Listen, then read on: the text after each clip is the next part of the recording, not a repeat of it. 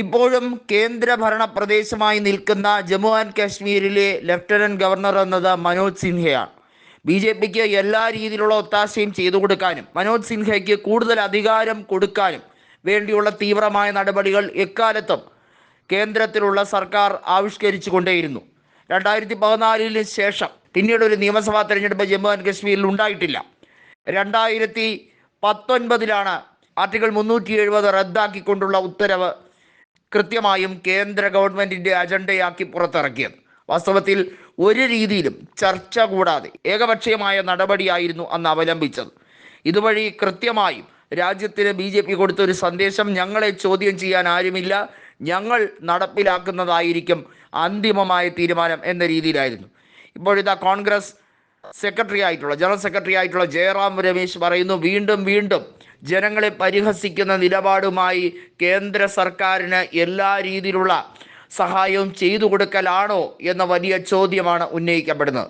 ഏതായാലും മുഖ്യ തെരഞ്ഞെടുപ്പ് കമ്മീഷൻ പറഞ്ഞിരിക്കുന്നത് 3 ഘട്ടമായി സെപ്റ്റംബർ 18-നും 25-നും ഒക്ടോബർ 1 ആയി 3 ഘട്ടമായി നടക്കും. 90 അംഗ നിയമസഭാ തെരഞ്ഞെടുപ്പിലേക്കുള്ള ഒരു രീതിയിലേക്കാണ്. വോട്ടെണ്ണൽ ഒക്ടോബർ 4 നടക്കും. ഏതായാലും കൃത്യമായിട്ടുള്ള സഖ്യങ്ങൾ നേരത്തെ ഉണ്ടായിരുന്നു.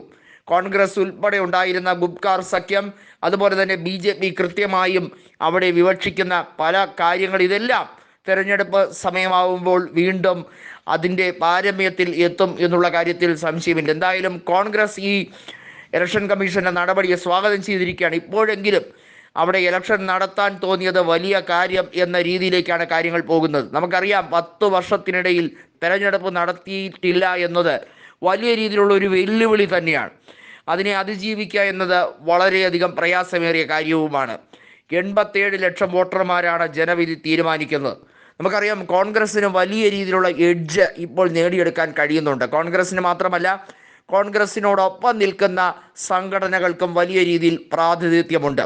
ഇടതുപക്ഷത്തിനും വലിയ രീതിയിലുള്ള ഒരു പ്രാതിനിധ്യം അവിടെ കൽപ്പിക്കപ്പെടുന്നുണ്ട്. ഏതായാലും നാഷണൽ കോൺഫറൻസും മെഹബൂബ മുഫ്തിയുടെ പാർട്ടിയും ഒക്കെ കോൺഗ്രസ്സിനോടൊപ്പം നിൽക്കുമോ അതോ വെവ്വേറെ ആയിരിക്കുമോ എന്നുള്ളത് വരുന്ന മണിക്കൂറുകളിൽ വലിയ രീതിയിൽ ചർച്ചാ വിഷയമായി മാറും.